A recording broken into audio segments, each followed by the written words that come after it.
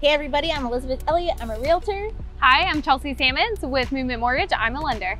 And we're here in Neptune Beach and we're talking about who all is involved in a transaction when you're buying a house.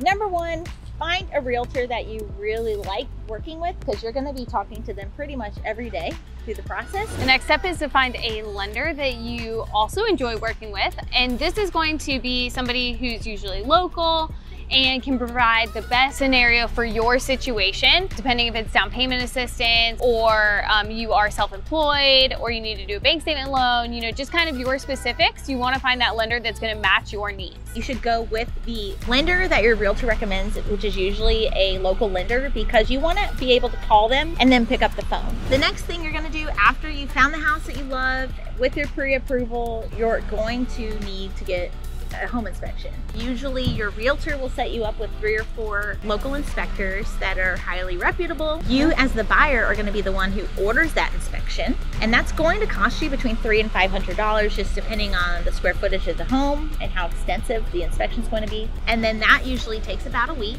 to get that report back, and then from there you submit that report to the lender.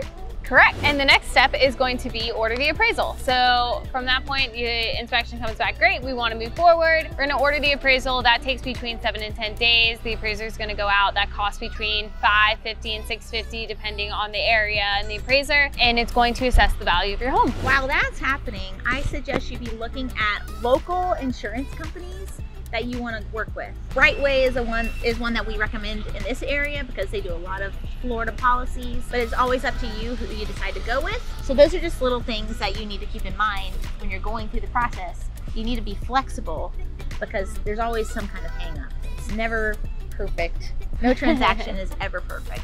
No transaction is ever perfect. That's why it's so important to have a great team and responsive people, reputable people in the area locally to have your back throughout the entire transaction. And finally, your realtor is going to have a preferred title company that collects all the documentation, like the contract and the survey and all the things for like a mortgage payoff if you're a seller.